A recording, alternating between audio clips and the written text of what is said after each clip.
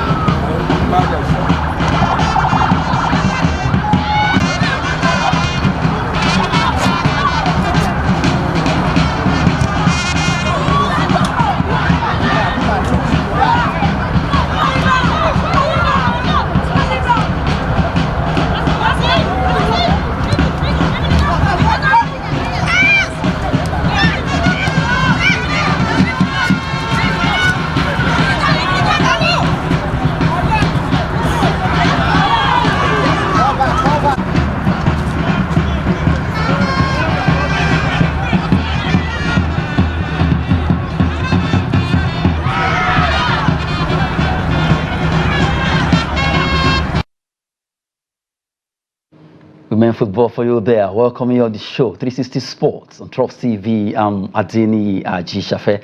Well, we always want to promote our own. Our ladies played their match day 11 across Nigeria yesterday, and we have that particular story we have for you there. Let's start with the story that has to do with the Oriental Derby between Heartland Queens. They were able to do well. They outclassed Abia Angels in the NWFL, Nigeria Women Football League Oriental Derby there. Big one for Heartland Queens.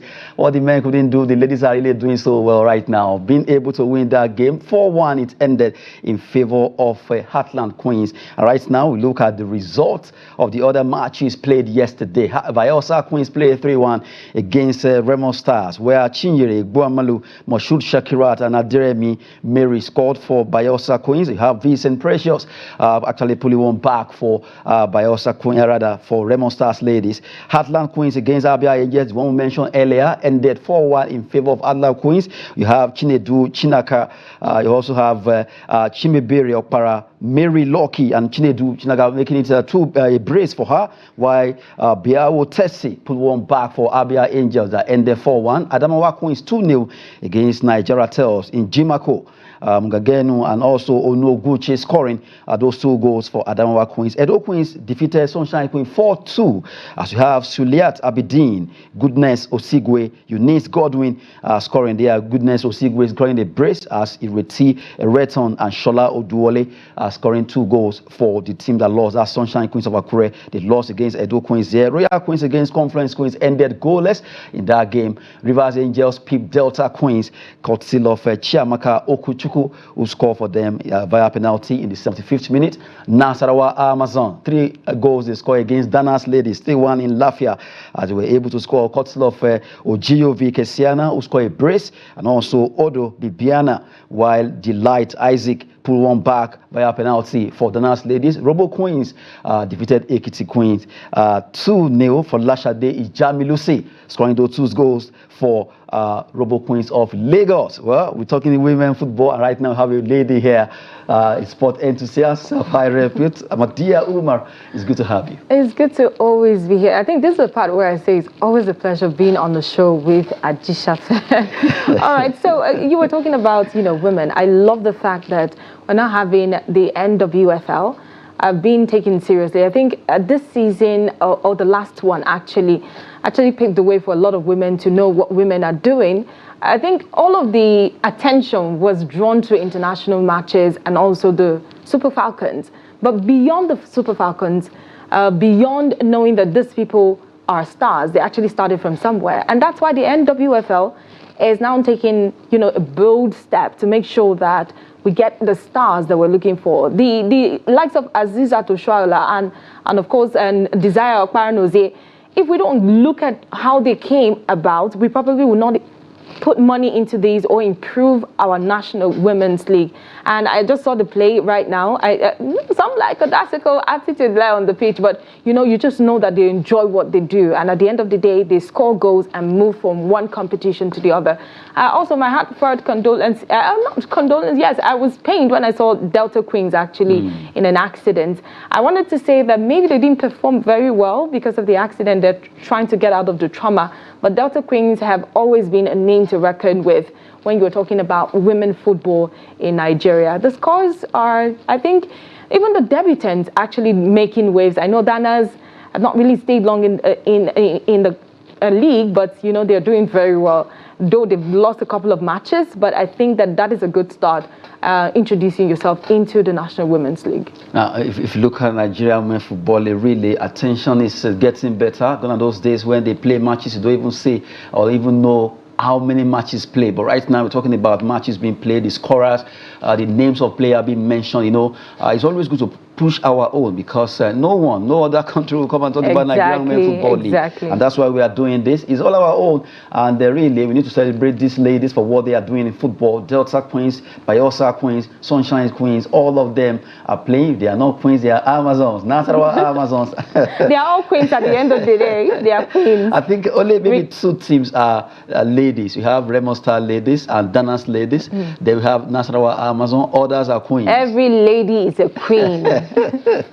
Seriously, talking about women football, there are fantastic performance from match day 11 of the Nigerian Women Football League across Nigeria there. Well, for all the teams that participated, you look at how many goals scored, over 23 goals scored there, and you have just one draw between Confluence Queens versus Royal Queens, a big match there that happened in Delta State. And for Rivers Angels, they pipped Delta Queens by a lone goal, just like Madia mentioned. The trauma of that particular accident could have a toll on them. But just to let you have a feel of what happened in match day 11 of a Women Football League in Nigeria. But right now, we move away from Nigeria to another Women Football League this time around. But this is Women Champions League. Let's look at the Women Champions League, where Chelsea, they were able to do well. Chelsea beat Ajax to reach semi-final on aggregate. They played 1-1 draw in that game yesterday, but on aggregate-wise, they were able to win 4-1. Chelsea 4-1 there against Ajax women. Lyon Feminines did so well, 4-1 against Benfica women. If you look at it aggregate-wise, it ended 6-2, but the fact that the first leg, they were able to win convincingly. So right now, Lyon 4-1 against Benfica, making it 6-2 aggregate. Chelsea 1-1, and then they have 4-1 on aggregate. Right now, Chelsea and Lyon, they qualify for semi-final. And you look at Lyon are also edging towards making another record, because they are the they are the biggest winner in this competition. Now they are edging closer again. I think that sometimes we just predict what happens in the game of football, because the nations, what they can do. Past records actually have a long way in determining who becomes the champion at the end of the day. I see that there's not complacency amongst these women. They want to make that whatever they stand for proud. Concerning the Women's League, and I didn't expect anything less. When I saw the scores, I didn't expect anything less. I just know that they will progress to the next level. And talking about Lyon Femines and also Benfica, I wasn't expecting anything less as well. These people have set a standard for themselves. And sometimes when you want to start watching a match, I know that it's unpredictable sometimes, but then you just know that this person will not let anything happen, will not let you score them.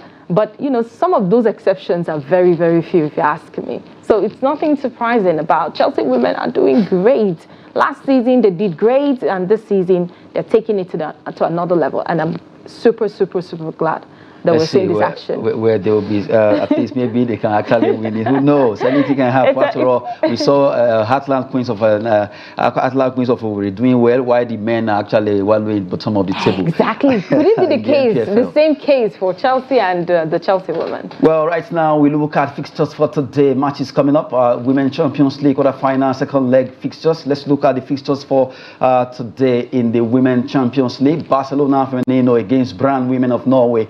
4 first leg ended 2-1 in favor of Barcelona. PSG feminized against Hacking Women, another big one. Hacking Women actually play in Swedish League, and now they face PSG in another big one. They are 2-1 also in the first leg, aggregate-wise, a big one. Now you look at Barcelona since Asisa Doshala left, a lot of Nigerians. They're attributing it to her departure, leaving the team. I think Barcelona is a strong team, and you know, brand women coming and finding the back of the net. That's why. That's to say that these people didn't come to play, and we've seen a revolution in the world of football where the underdogs now cannot be called the underdogs, because those are the people that spring up surprises. We've seen that from different tournaments. We've seen that happened during the African Cup of Nations, even the World Cup. And I'm saying that right now you don't take any team for granted, because at the end of the day, these people want to make a name for themselves. And the fact that they're going to say that we brought down this very big club who thinks that they're untouchable, it's something for them. Some people can go to sleep and think about that, and they're all right with it. So I think Barcelona should actually watch out, because those small clubs that we have in quote will actually come all out for them. Well, talking about women football, well, it's a big one there. You also catch a glimpse of that Lyon game, but it seems it's not coming. But really, if you look at women football worldwide, it's gaining momentum. It's actually growing, and it's getting faster and faster. It used to be slower, but now, if you look at it, the way women plays now, they are really getting so close, as if when you are watching, you wonder at times, if not for the hair, you'll be wondering, are these men or thereabouts? Exactly. And that actually replicated itself in the last Women's World Cup. We saw the competition, we saw the strength and everything these women brought. Some of the women were pregnant. Like the Austrian woman, I think it was Kerr, she was pregnant while she was playing on the pitch. And you see that there are no barriers anymore. All barriers, all bottlenecks has been removed. You're saying that the woman will get pregnant and then that's the end of her career, or she has 3 children, that's it. A Jamaican player, 3 children, and she was fit, and she was the lady that took her, the last leg for Nigeria and the 4x4 miss relay that we won gold. She's already a mother of 2. You can imagine. So I think we are unstoppable, and I hope that, you know, other women who are interested in sports and feel like this family member is going to tell me not to engage in sport and all that, should have a rethink, or the family members should have a rethink, because you can actually do this sport and be decent and be very useful to the nation and your society at large. Look at the likes of Toby Amoso. Look at the likes of Aziza Toshwala. When we're celebrating the Women's Day, the which was 8th of March, you know, all of these people received accolades. A lot of people were asked to actually come, you know, speak about, you know, their experience on the pitch and how they can influence the younger generation to actually toe in the path. I think it's a whole new ball game entirely, and I'm loving every bit of it. Though there's a long way to go, but we would do better in the years to come. Talking about women football there, it has to do with Women Champions League. We left the NWFL straight down to Women Champions League fixture, and also result that was played yesterday. But right now, we cross over to the men. Recently, Nigerian national team for men, that's the Super Eagles, they played friendly against Mali, and they lost out in that particular match 2-0. According to the captain that actually captained that particular team, he said, we did not take our chances against Mali. Kenneth Omeruo actually ruled all the chances they're supposed to take, but they didn't take it, and they lost out in that particular game. The one we played against Ghana, we won 2-1, and this second one we lost by 2-0. Although it's a big record for Mali, for a very long time they've not been able to beat Super Eagles. So it was a battle of Eagles. We have the Eagles versus Super Eagles. Now the Eagles triumphing there. But looking at this story, let's just listen to what Omeruo said, and then we come back to the studio. I think we played better second half. You know, overall it wasn't a bad game. We just didn't take our chances, and we considered, you know, two goals. Overall, I think we played a good game. I think it's good, it's fantastic. I will not talk about the players that are not here, you know, but at least we could play, you know, good football between ourselves, and yeah, we just didn't score goals. You know, it's a friendly game to test ourselves, and when the World Cup qualifiers comes, we can, you know, do better. Good, very good relationship with the players. You know, he's someone we know, we respect. You know, he has every experience to lead us, and I think he's managed the team very well. Kenneth Omeruo there. Well, it was a game that a lot of Nigerians were hoping that Eagles would actually fly, but they did not fly. So, to him now, he said he didn't take their chances. Anyway, I think it's time for us not to cry when we already spilled the milk. He was the captain who actually captained that match. So I'm surprised he's coming out to say that we didn't take our chances. But he didn't give reasons why we didn't take our chances. See, Nigeria is not a feeder team.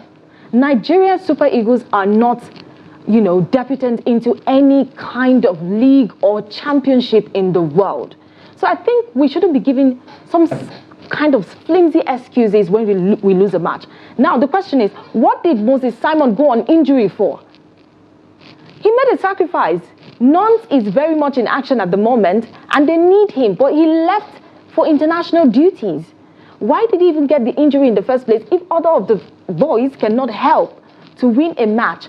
Very soon, we have the FIFA rankings somewhere. And sometimes when the FIFA ranking comes, a lot of Nigeria were like, okay, I don't know what happened. We didn't have any friendly. I don't know how we got 45th or 44th in the FIFA rankings. So these are some of the things that FIFA look out to do some of these rankings. I won't be surprised if we go maybe 3 steps downward if the FIFA ranking comes. And also, a lot of people have been making reference to the coach, Finidi George. Finidi George is an excellent player. He was an excellent player. And then from his track record in Enyimba Football Club of Aba, of course, you see what he said there. Though they were not doing very, very well as we expected, but you know that this person can hold his ground. Now, that brings me to the relationship that the coach and the players have. Finidi just had not been in contact with most of these players that came for the friendlies.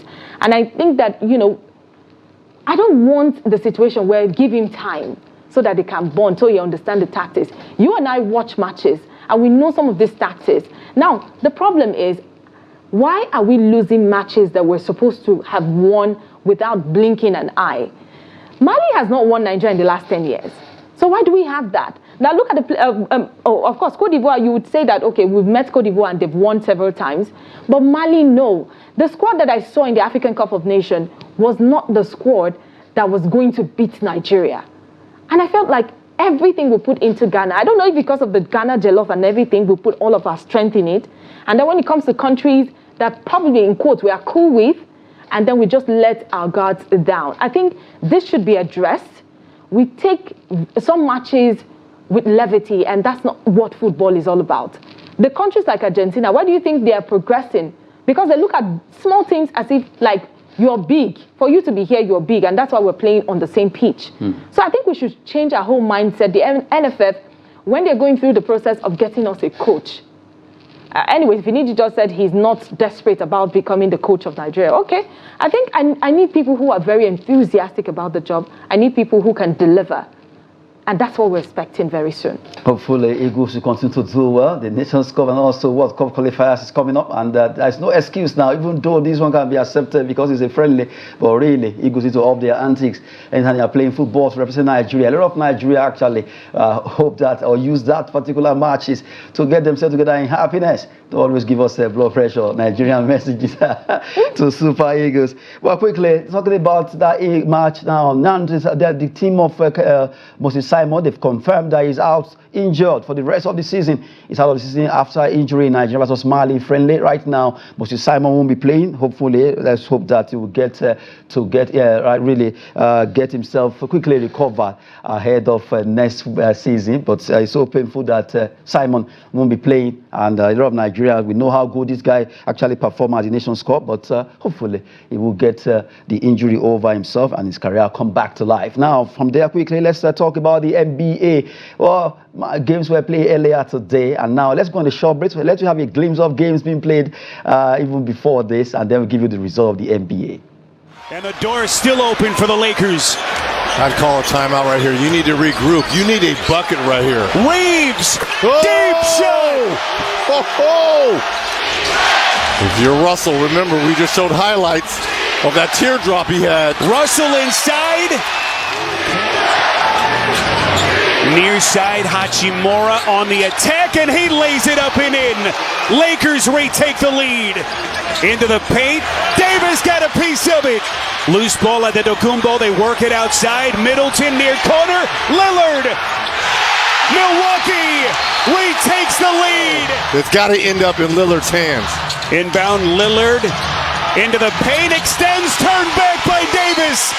And the Lakers shut the door again. I know this has been all guard dominated here down the stretch, but let AD get a touch here. Reeves, deep shot for the Lakers. It's so interesting watching the NBA there. For Los Angeles Lakers against Milwaukee Bucks, fantastic performance for the likes of Anthony Davis. You can't take anything away from there. Let's look at the result of games played earlier today in the NBA. Houston Rockets 132 against Oklahoma City Thunder, who scored 126, but they lost out. You have Detroit Pistons 91. They lost against Minnesota Timberwolves, while Los Angeles Lakers defeated Memphis Grizzlies 136-124. Back-to-back victory for the Lakers. Indiana Pacers 99 against Chicago Bulls, scored 125. While Utah Jazz 7 points behind against San Antonio Spurs in their game, while Phoenix Suns won against Denver Nuggets of Colorado 104-97. They are a good one for Phoenix Suns. And just to give you details concerning games played earlier today in the NBA. Right now, we go back to football to wrap it up on some transfer gossip here and there. Let's look at some stories trending. We start with Arsenal. Arsenal in a 10-man shortlist for a striker in Leipzig, Sesko, Benjamin Sesko, Sporting, Gyökeres, and also Newcastle, Isak. They want to get these players, and right now they have a 10-man shortlist for a striker there. Out of the 10, let's see who they will be picking. News have it that they are also eyeing Victor Osimhen of Nigeria. Quickly, let's run through another one that says Chelsea Akinyon, Atletico Paranaense goalie, that's the goalkeeper, Bento, who made Brazil debut against England. He did so well, and right now, Chelsea, the Blues, are eyeing the Brazilian goalkeeper. Another one says Tottenham Hotspur won Feyenoord striker Santiago Gimenez as replacement for Harry Kane. Harry Kane left a season ago, but right now they want to get this man to represent him right now, to take his replacement in the person of Santiago Gimenez there. And the last one has to do with transfer story coming from Manchester United. Manchester United are interested in Boca Juniors defender Aaron Anselmino. The young man is a fantastic player. He plays over there in Argentina. The Boca Junior player is right now getting so much accolades from Manchester United hierarchy, and they want to get him to Old Trafford to sign for them. Talking about the new management eyeing this wonder kid there. Well, before we go, my dear, those transfers, I'm sure one actually caught your eyes. Yes, actually, the player from Ajax. I don't know what they do in Ajax, but they groom a very young chap who can take a lot of pressure anywhere they Santiago go. Gimenez. So I think Mendes can actually take that pressure off the club he's been transferred to. And also for Manchester United, I think they have problems in every compartment, in every of the departments. We need someone at the goalkeeping department as well, somebody who is young, somebody who probably will bring something new to the table. And also this guy to replace Harry Kane, I hope he's that good. I've not really been keeping up with him, so I hope he's that good to retain Harry Kane. We all know what Harry Kane can do, and what he's doing right now, and what he's doing right now. So let's keep our fingers crossed and see how this goes. Osimhen is good where he is. Arsenal, I'm not sure. But the news actually have it that Chelsea and Arsenal are eyeing him, also PSG, to get Osimhen out of Napoli. And now we know that Napoli of last season is not the same Napoli now. Exactly. The drop form, the drop performance. I think PSG, I think he's very young and he has a lot of time to explore. I think PSG, and then thinking about the Premier League, that will work for him. He just needs to explore as much as he can. Well, we've been talking with Madia Umar in the studio that has to do with sporting moment in the world of sport. They call the show 360 Sport, and we want to appreciate you for staying with us on the show there. Well, Madia Umar, before we go, Super Falcons will be playing against Bayana. Oh my goodness, we cannot wait for that. That's a big one, because that's the only slot coming from the two of us for that Olympic ticket, and it's a fight to finish between the two ladies. We're going to qualify. I know that they are going to put everything they have into it, and they are going to qualify. I don't want to sound pessimistic at this point in time. I'm very optimistic, and I feel like we're going to that World Cup again. I don't know about Bayana, but you know that sport is. But the first leg coming up in Abuja, the second leg will be in South Africa, and I know, according to what we're hearing, they want to take advantage of that second leg to make sure whatever happens here in Nigeria, they can counter it there. But we know our ladies, Falcons, are equal to the task for that particular encounter. Paris 2025, rather 2024 Olympics, Eagles are rather, Falcons are battle ready to see how they can make it, and we believe that our ladies can do it. We wish them the best there. My dear Omeruo, thank you so much. Thank you. It's always a pleasure being on 360 Sports. Yes, I'm Adeniyi Ajishafe Sport. It's always business and fitness. Thanks for watching.